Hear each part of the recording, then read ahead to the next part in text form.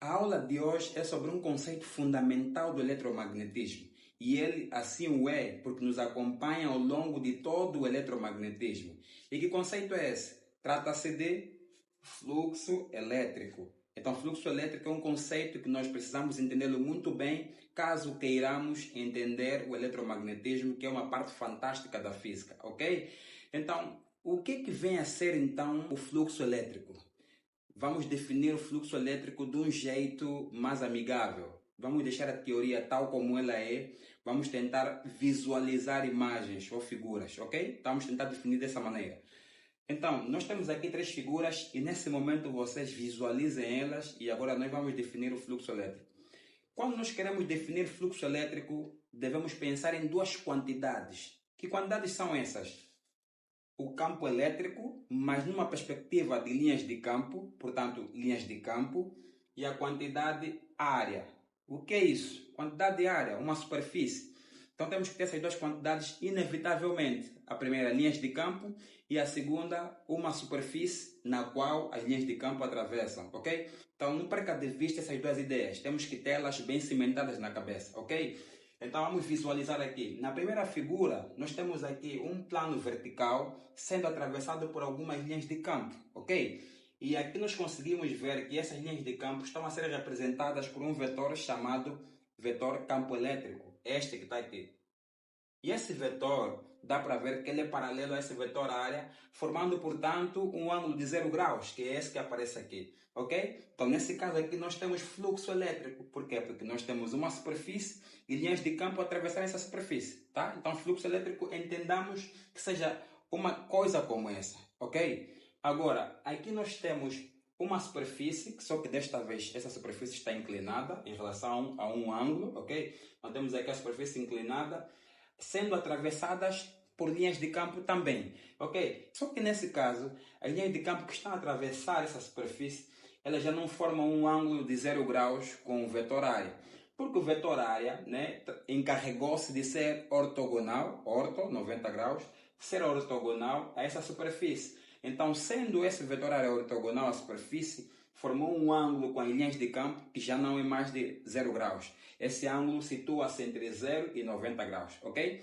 Agora um detalhe aqui interessante. Essa superfície aqui inclinada, ela forma uma área projetada que é idêntica a esse plano vertical, ok? Nesse momento precisamos também visualizar isso, que é importante, ok? Agora, na terceira figura, nós temos aqui um plano que é paralelo ao plano do chão, portanto, um plano deitado. E esse plano deitado, nós temos aqui algumas linhas que não atravessam esse plano. Sendo que essas linhas não atravessam esse plano, transmite-nos a ideia de que nós aqui não estamos em presença de fluxo, porque o fluxo também é entendido como sendo linhas de campo através de uma superfície. Essa expressão através de, na língua portuguesa, nos remete a uma ideia interessante. Então, se vocês refletirem um bocadinho, vão entender que se nós tirarmos um dos elementos, por exemplo, se tirarmos as linhas de campo, não teremos fluxo. Se tirarmos a superfície, não teremos também fluxo. Então, nós temos que ter as duas quantidades para que nós possamos ter fluxo elétrico, ok? Então, nesse momento é importante que nós entendamos isso, que tenhamos que ter obrigatoriamente as duas quantidades para que tenhamos fluxo elétrico, ok? Então, voltando nas nossas figuras aqui, podemos fazer uma pergunta. Mas será que não vão aparecer outras figuras que sejam diferentes dessas? Naturalmente, algumas figuras diferentes irão aparecer, porque a álgebra e a geometria, elas são intromissoras, elas se intrometem na eletrostática, trazendo, portanto, as suas figuras, que são, por exemplo, os cilindros, as pirâmides, os prismas e etc. Essas figuras, embora surjam, não devem nos amedrontar. Por quê? Porque essas três figuras nós desenhamos propositadamente assim, para que nós entendamos de uma forma geral o conceito de fluxo. Ou seja, essas três figuras são suficientes para compreendermos o conceito de fluxo. Quando surgirem outras figuras, nós conseguiremos resolver os nossos problemas, porque nós, com essas aqui, nós já conseguimos entender o conceito de fluxo, ok? Vamos lá voltar um bocadinho mais nessas figuras. Se nós olharmos um bocadinho aqui, nós estamos aqui a ver uma coisa interessante. Qual é essa coisa interessante? O vetor área. Como assim vetor área? Nós aprendemos que a área não é um vetor. A área não é um vetor, a área é uma quantidade escalar. E por que ela surge aqui de forma vetorial? A área surge aqui de forma vetorial porque o conceito de fluxo inevitavelmente nos levará a um produto escalar. Ora, se nós vamos ter um produto escalar, nós temos que ter dois vetores. Se o campo elétrico já é vetorial, faltava-nos apenas um vetor. E esse vetor qual é? Exatamente o vetor área. E como é que nós fazemos para nós transformarmos um escalar em vetor? Simples, nós temos algumas ferramentas na álgebra e na geometria que nos ajudam a fazer isso. Por exemplo, um dos entes que nos ajuda a fazer isso é propriamente o versor. Versor é um vetor unitário que tem a direção de um eixo, por exemplo. Tá? Então esse é um versor. Podia ter de um outro vetor, mas vamos chamar aqui de um eixo. Então esse ente nos ajuda a transformar uma quantidade escalar em vetor. E é exatamente essa ferramenta que nós usamos para podermos transformar essa quantidade que está aqui, essa quantidade de área em vetor. Ok? Então, sendo a área um vetor, nós conseguimos facilmente caminhar para um produto escalar. Ok? Então, essa é a razão pela qual a nossa área nos aparece aqui de forma vetorial. E é interessante notar que a área, nas três situações, ou nos três desenhos, ela aparece de forma perpendicular. Perpendicular por quê? Porque se nós voltarmos um pouco na geometria, nós aprendemos a equação de planos. Quando nós falamos de equação de planos, nós aprendemos que surge um vetor normal plano. E esse vetor normal plano, ele sempre é perpendicular ao plano.